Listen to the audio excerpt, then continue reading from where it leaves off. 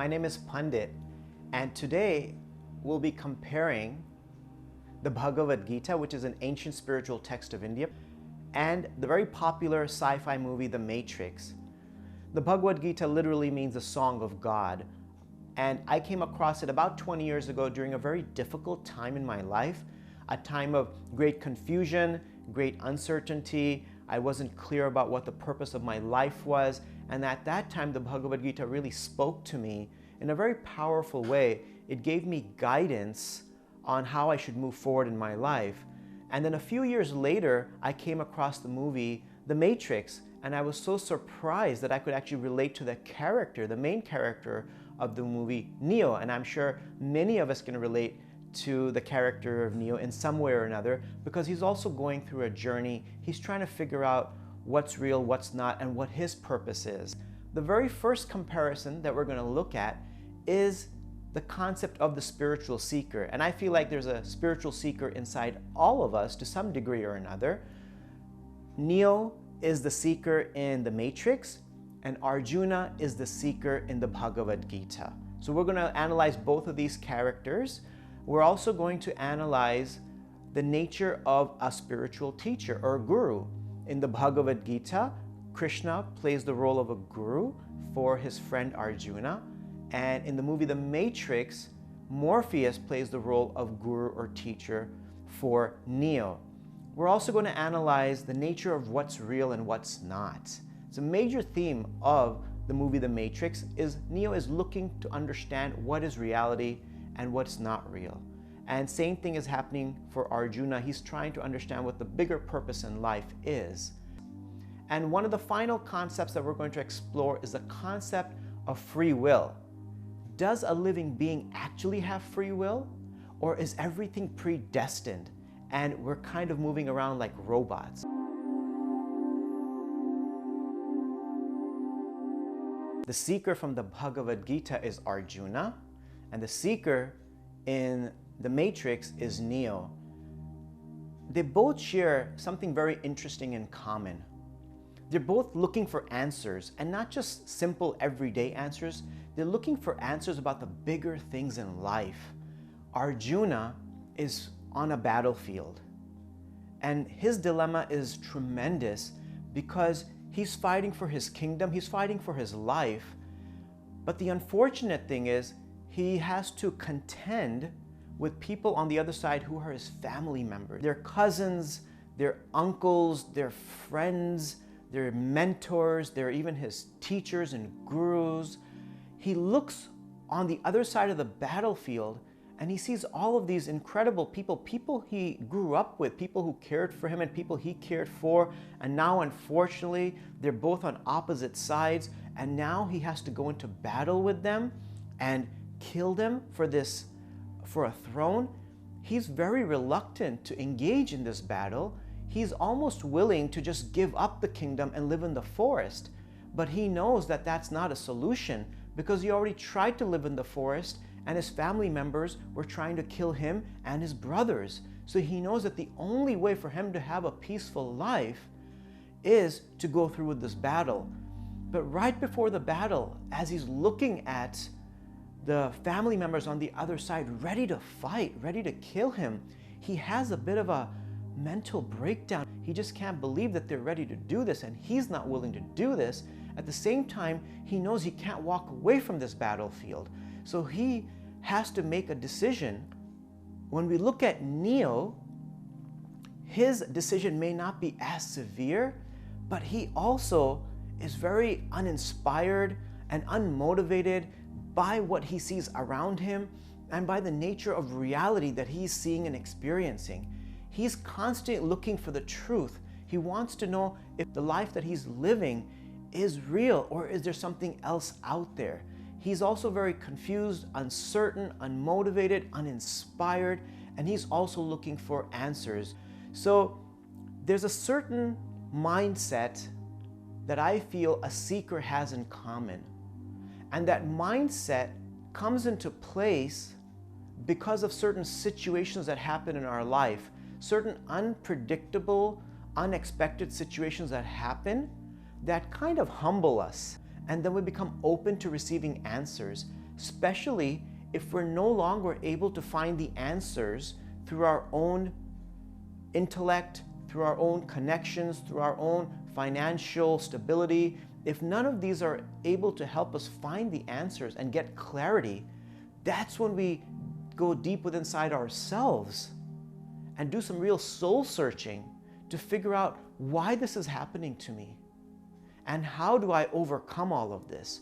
So the seeker's mindset is usually coming about from a distressing or a difficult situation that's taking place in one's life, in which one is no longer really able to find a solution with their own intellectual or material facilities.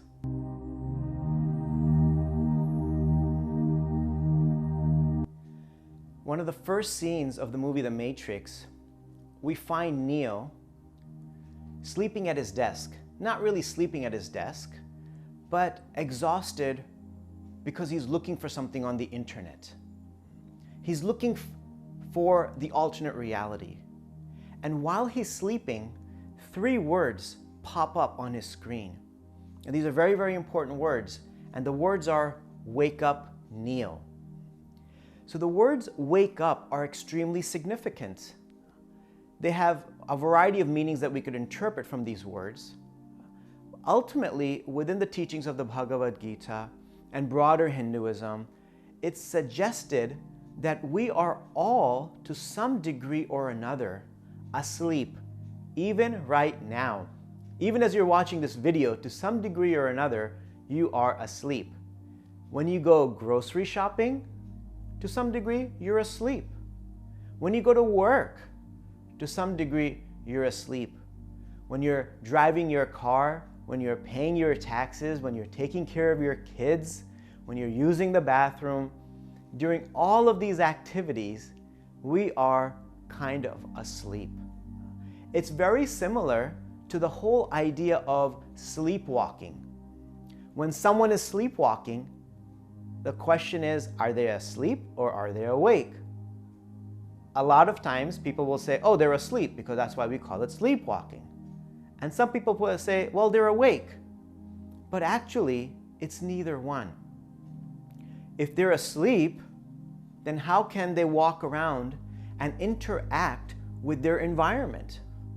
I know people who, when they sleepwalk, they try to walk out of their house in the middle of the night, not knowing that they're doing that until somebody tells them that that's what they did. I know other people who go to the kitchen while they're sleepwalking in the middle of the night, make a sandwich. So yes, we're asleep, we're not fully aware what we're doing, but we're engaging with the items and things in our surroundings in a perfectly normal way.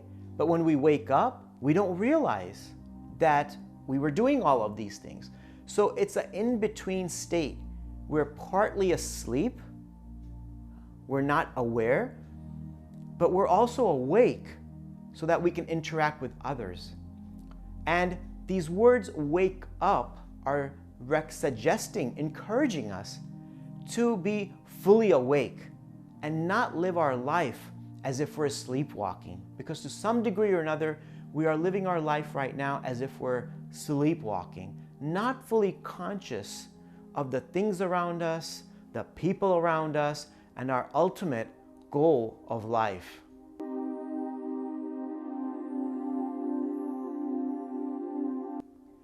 After these 3 words, "Wake up, Neo," appear on his screen, Neo hears a knock at his door.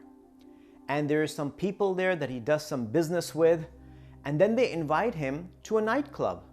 When he goes to the nightclub, he's standing kind of by himself, leaning up against the wall, not interacting with anyone, till a lady approaches him. And this lady is Trinity. And upon meeting her, Neo understands that this is the lady who was typing on his screen the words "Wake up, Neo." So he understood this was her trying to reach out to him. And then Trinity tells him, "I know why you're here." And she says that the answer is out there. and it will find you if you want it to. She also says it's the question that drives us, Neo. It's the question that brought you here. So I think this is very significant and very deep and very profound, because there are many questions that drive us as humanity. Big questions about life. Questions like, who am I? Really, who am I beyond this body? Beyond the skin and the bones and the hair? Who am I? How did I get here? Really, how did I get here? Who put me here the way that I am? Where was this plan? How did this plan come about that I look the way I look and I took birth from these parents in this country, in this religion, with this skin color and this gender? Like, how did all of this happen? And another big question that drives us is, what is my purpose in life? What am I meant to do for the rest of my life? What direction should I go in? And of course, another really big question that drives us as humanity is, what happens at the time of death? It's a big one. Whether we like to admit it or not, this question is kind of in the back of our mind quite a bit. You can't escape it. Every time you turn on the news, there's news of somebody dying, or sometimes there's news of lots of people dying because of some conflict or disagreement taking place. And it's very natural for us to wonder, is death really the end? Does something happen after we die? What happens? Do we continue to live on? Or is that the end of our very existence? And we will no longer exist? We will cease to exist completely? Will we go to a heaven? Will we go to a hell? Is there going to be nothing? Do we take birth again? Like the Hindu and Buddhists say, that will we reincarnate into this world as a human being, as an animal, as a plant? What's going to happen after death? Because there's an underlying fear we all have of death, because it's going to separate us from everything in this world that we've come to like and appreciate and love. And of course, there are other questions in life, such as, are we alone in the universe? Is there anyone else out there? You know, if you, on a very clear night, look up at the sky and see the millions and billions of stars that are out there, you have to wonder, am I really alone? Is this the only planet with intelligent life? Or is it possible that the universe is filled with life? That there's life literally all over the place? A huge question that we also ask ourselves is there a God? What is God? What does God look like? What's God doing? Do I have any kind of relationship with that God or the divine? So these are some of the really, really big questions that we ask. And this is what Trinity said to Neo, that it's the question that drives us. And I feel that it's these questions that drive us when we're not worrying about the basic things in life, like our job and our family, that these underlying questions are always there. And we just don't have time to look for the answers. Because Trinity says that the answer is out there. It'll find you if you want it to. So we've probably asked ourselves all of these questions on many occasions when we found ourselves in an introspective state of mind. But usually we just forget about it and then we have to go to work the next day. So how much time have we dedicated in our life? It's a question we can ask ourselves right now.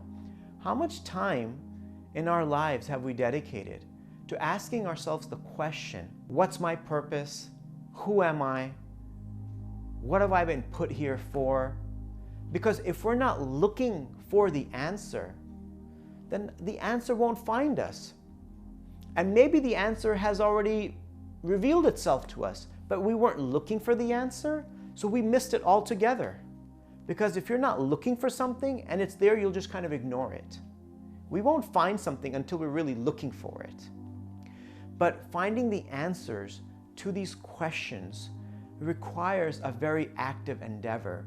Usually things aren't just going to happen automatically. We do have to make some endeavor, and when we endeavor, then the universe, God, will reciprocate with our endeavor, with our desire, with our questioning, and then the answers will gradually start to become available to us.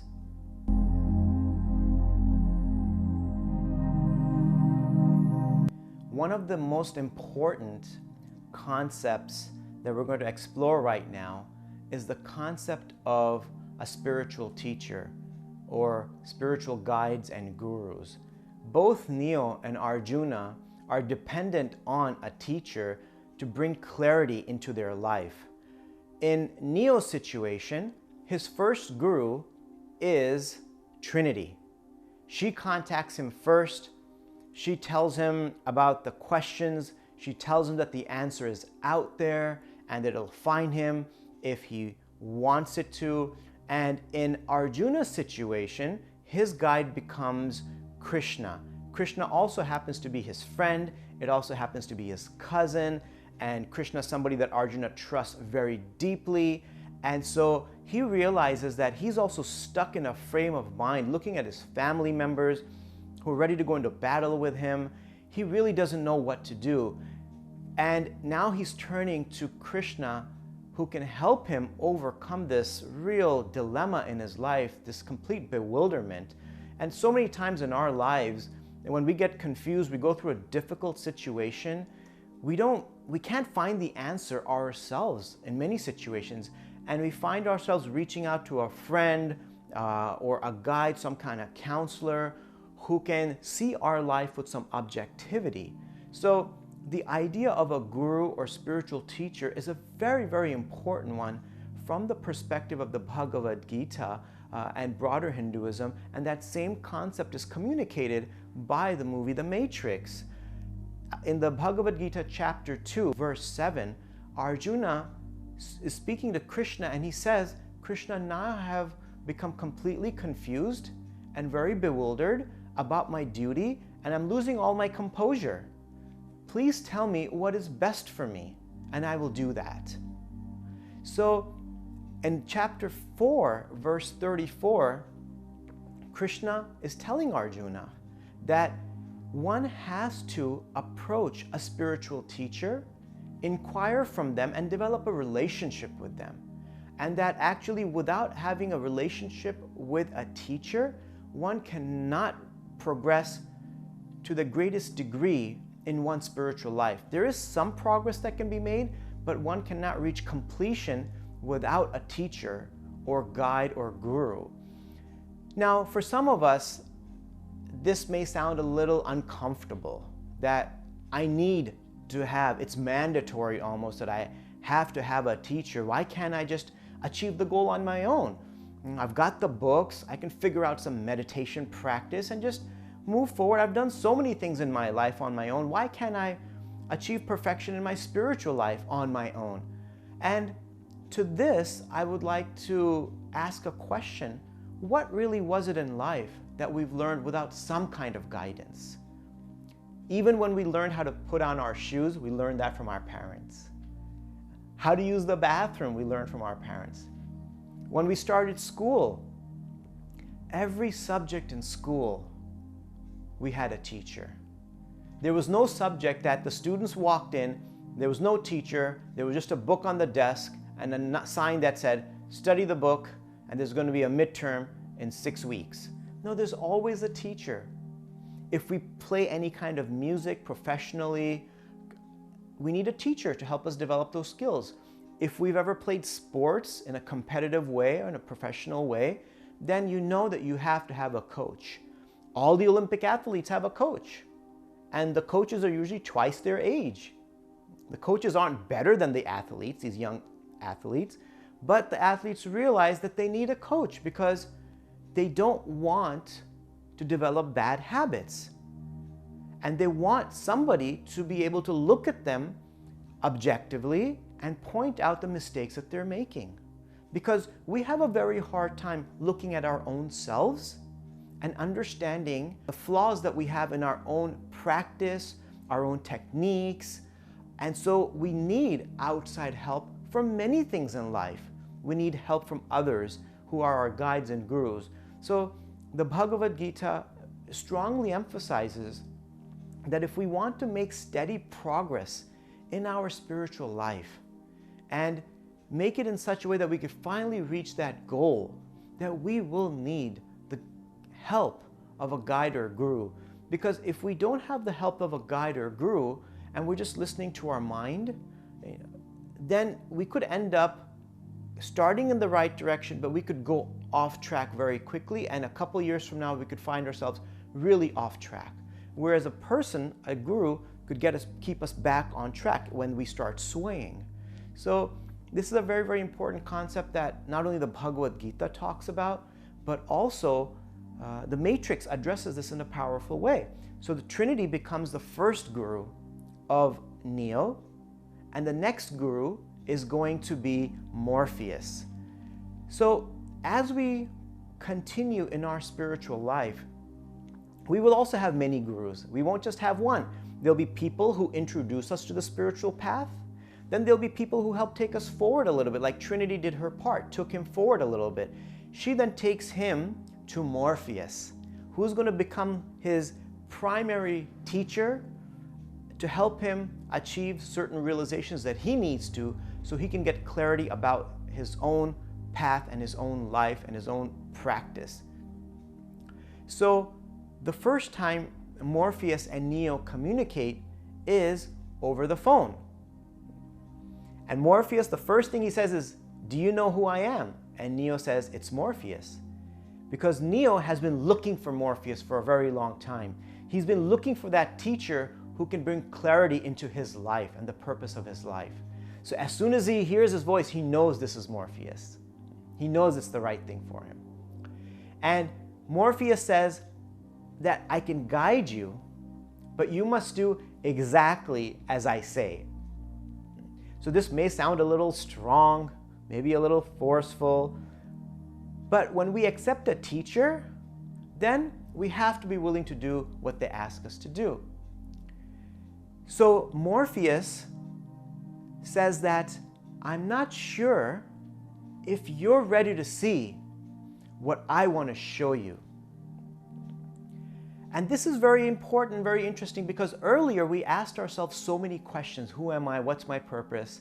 How did I get here? What is God? Am I alone in the universe? Are there other people out there? And my question to you is, are we ready for the answer? Are we ready to receive the answer? How big is that answer going to be? How much will it change my perspective on life? How much is it going to change my paradigm of life? Is it going to shake me to the core?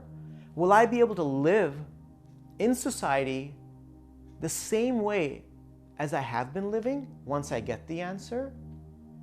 Because the truth, or these answers, are very profound, and they could really change the way we see things and the way we interact with things around us.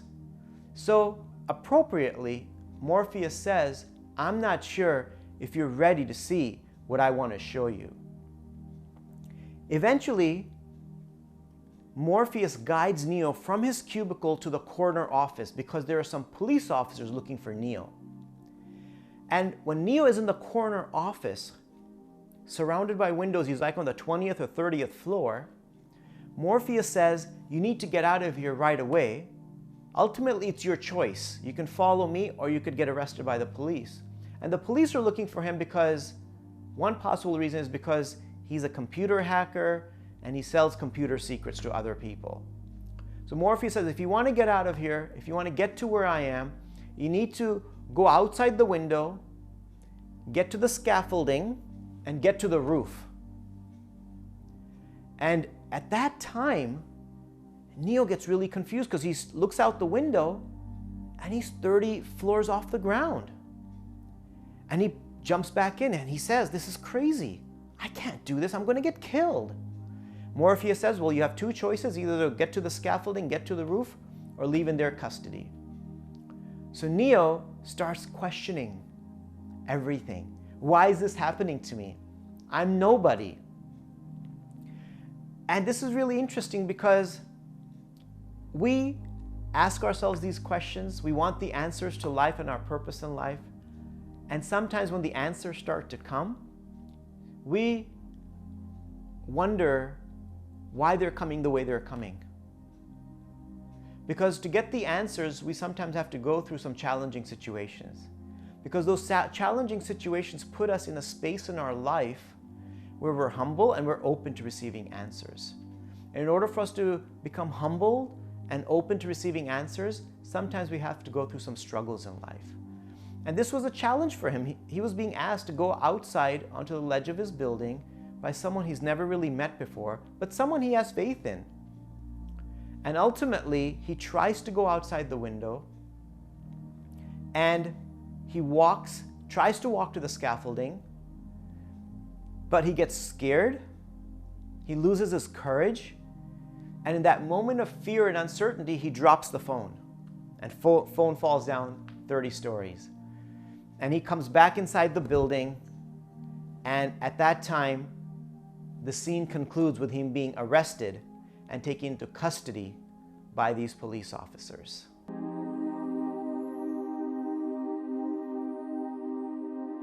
Trinity finally takes Neo to meet Morpheus for the very first time. This is the first time now that they're going to meet face to face. And before Neo goes in to meet Morpheus, Trinity says something interesting. She says, "Be honest." Just two words, but such significance to these two words because he's about to meet his teacher. And she says, he knows more than you can imagine, which is the case if we go to a real experienced and seasoned teacher of any sort. They usually can understand where the student is at, what the student needs to do to improve, what habits, good and bad, the students have. So the idea for her was that just be honest with him, be straightforward, don't try to pretend to be someone that you're not. And that's an important lesson for all of us, is that as we approach a spiritual teacher, that we approach that teacher with honesty, with our honest intention, why we want a teacher. Having a teacher is not a fad that, oh, now I have a guru. You know, we're approaching a teacher because we really want to make advancement in our own spirituality. So she wants to make sure that he goes in with the right frame of mind. And when Neo enters the room, he meets Morpheus.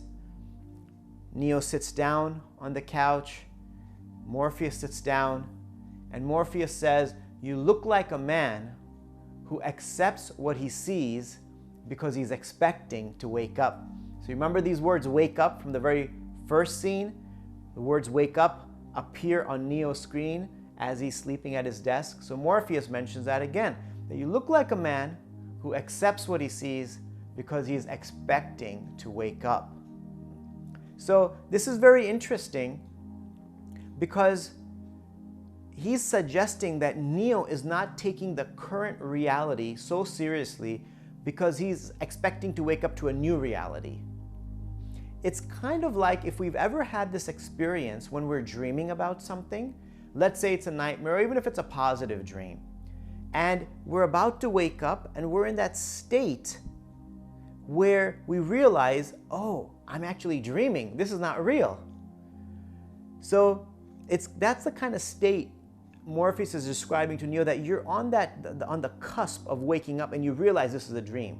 And I think many of us have had that experience when we're just about to wake up. We're not awake, but we realize that we're actually dreaming, and everything that was happening was actually just in our mind. So after making this observation about Neo, Morpheus asks Neo a very important question. He asks Neo, "Do you believe in fate?" And Neo says no, because he doesn't like the idea that he's not in control of his life. And I think We can all agree with that. We all like to think we're in control of our life. None of us wants to think that we're not in control of our life. But if we really analyze our life and the way our life has been transpiring, we can ask ourselves the question, how much control have we actually had up until now? You know, if you look back 10 years and look at your life the way it is now, 10 years ago, is this where you expect it to be? Spiritually, financially, emotionally, career-wise, professionally? Is this exactly where you expect it to be? Very few people, when I've asked this question, have said, yeah, this is kind of where I expect it to be. Most of the time, people say this is not at all where I expect it to be. So, we're not in control of our lives, but we like to think we are. And in one sense, to some degree, that's kind of an illusion. And at some point we do, as we mature in life, we kind of accept the fact that we're not so much in control. All we can do is try our best, but the outcome is really not in our hand. And then Morpheus continues by saying that the world has been pulled over your eyes to blind you from the truth. And he says that there's something wrong with this world. You've known it all your life. It's like a splinter in your mind driving you mad. I think that's just a really beautiful analogy, a splinter in your mind. Whenever we get a splinter in any part of our body, whether it's our hand or feet, it's kind of painful. We kind of want to get it out of there as soon as possible. It's unpleasant. And no matter what activity we're doing at that time in our life, if we have a splinter, that splinter demands our attention. Even if you're enjoying your favorite flavor of ice cream with a splinter in your hand, you're not going to be able to fully enjoy that ice cream if you've got a splinter in your hand. So if a splinter in our hand is distracting and painful, then what to speak of a splinter in the mind, which is what Morpheus is talking about. He's telling Neo that he has a splinter in his mind. So a splinter in the mind, I think what he's referring to is all the questions that we asked earlier. Questions like, who am I? What's my purpose? What am I doing here? How did I get here? Who is God? These are all splinters in our mind. And he says they're driving you mad. And I think that these splinters, to some degree or another, are driving us mad. We need to get the splinter out for us to be peaceful. If we can't get the splinter out of our hand, we're not going to be peaceful. If we don't get these deeper philosophical splinters out of our mind and really take time out of our life to address these questions of who am I and what's my purpose, I think they're going to constantly distract us. They're going to be painful. We're never really going to be satisfied and happy until and unless we remove the splinter from our mind. Morpheus continues to say that you are a slave, Neo, born into bondage, born into a prison that you cannot smell or taste or touch, a prison for your mind. This is really powerful imagery that you're born into bondage. You are a slave, Neo. And according to the Bhagavad Gita, what does it mean? Because the Bhagavad Gita also suggests that we are a slave, that we are being controlled, by other forces. And the thing in our life that controls us the most, there's two things actually, our mind and our senses. We are fully under the control of our mind and senses. Whatever the mind and senses want, we go and get that thing. Even if we know that something in our life is unhealthy for us and it doesn't lead to anything very positive, actually it leads to something negative, if our mind is determined to get that thing, we will go ahead and get it. If the doctor told you to stop eating sweets, and every time you walk by a bakery, a sweet shop, and you get tempted and you keep eating sweets, even though you know it's bad for your health, it's bad for your wallet, and you do it anyways, what made you do it? It was your mind and your senses. So unless we can learn to become free of the influences of the mind, we will remain a prisoner in this world to our desires, to our mind, and to our senses, and will remain a slave to these things.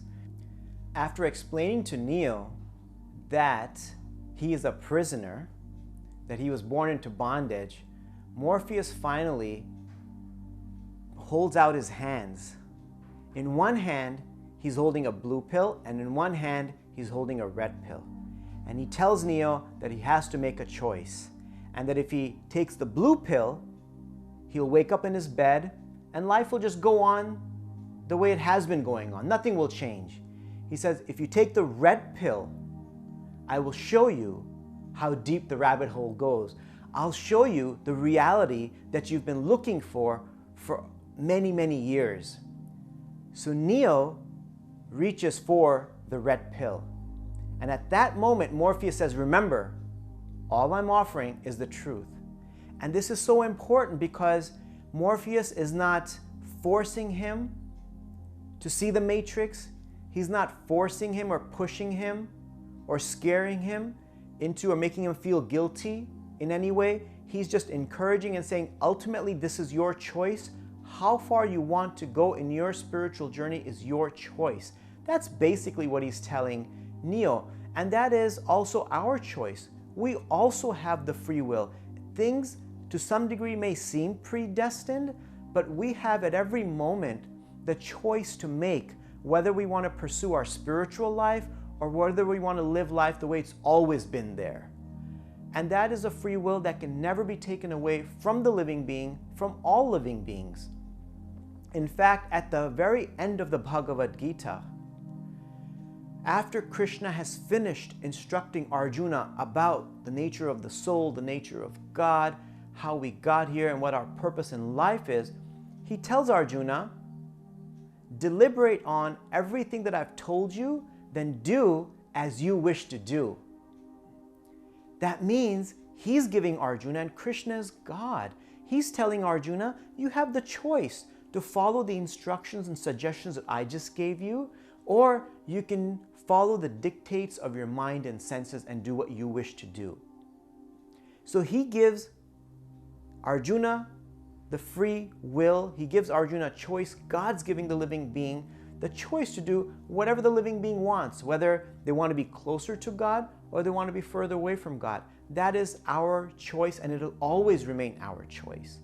So after Neo takes the red pill, then Morpheus takes him into another room and he sits him down on a different chair. And he asks him the question that, Neo, have you ever had a dream that seems so real that if you didn't wake from that dream, how would you know the difference between the dream and the real world? And that's really a fascinating idea because it almost makes us ask ourselves the question, are we living in a dream right now? Because when we're dreaming, that dream seems so real. We live it as if it were real. And if it's a nightmare, we wake up from that nightmare with perspiration all over our body, our heart's beating faster, we're breathing faster. That means that dream created a reality for our body. And our body responded with bodily symptoms in a way as if that was actually happening. So he asks Neo, have you ever had a dream that seems so real that if you didn't wake from that dream, how would you really know if you're dreaming or not? And that's a very important question that we have to ask ourselves. How do we know that this is all not just a dream?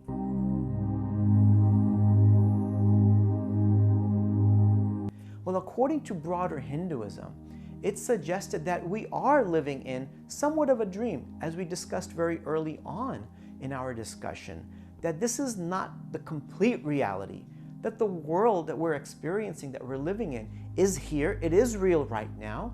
It's not real in the sense that it's very temporary, because matter and all things made up of matter are temporary. They're here today and they're gone tomorrow. So if something is here today and gone tomorrow, it's kind of like a shadow. A shadow is not always there. It's here once in a while. So when it's there, it's real. When it's not, it's just a shadow. It's no longer present. So Our life is like that, and everything in this world is like that. That it's here right now, and eventually it will be gone. Everything that we own will eventually be gone. Our relatives will eventually be gone, and eventually this body will also disappear. But according to the teachings of the Bhagavad Gita, we are eternal spiritual beings. We are the soul living inside this body. This is the first teaching of the Bhagavad Gita. The first teaching of the Gita deals with reality. What is real and what is not. And the thing that's real is that we are the soul living in the body. So when the body dies, the soul continues to live on. The relationship between the body and the soul is like the relationship between a driver and a car. We are the driver of this car. When this car stops working, the driver will get out of this car and go into another vehicle. And that's exactly what happens to us when the body dies. We leave this body behind and enter into another womb of a mother and take birth again into this world according to our karma. And if we can understand that we are eternal spiritual beings and not just this body, that in itself, I think, is so relieving to know that we actually don't die. The Bhagavad Gita describes who we are and what our nature is. Our nature is that we cannot be burned by fire, we cannot be withered by the wind, we cannot be moistened by water, and we cannot die when the body dies, and that there's never been a time that we haven't existed, and that we will always continue to exist. And so these teachings are so profound.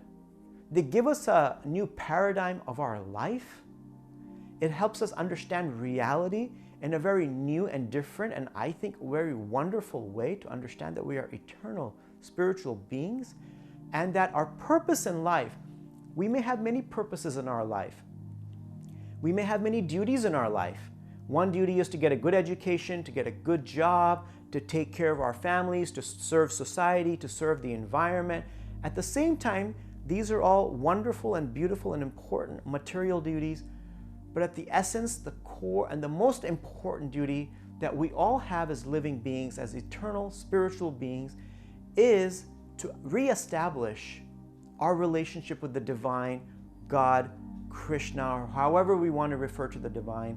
But that is our relationship, that is our ultimate duty, life after life after life, is to develop that relationship with God. Thank you very much.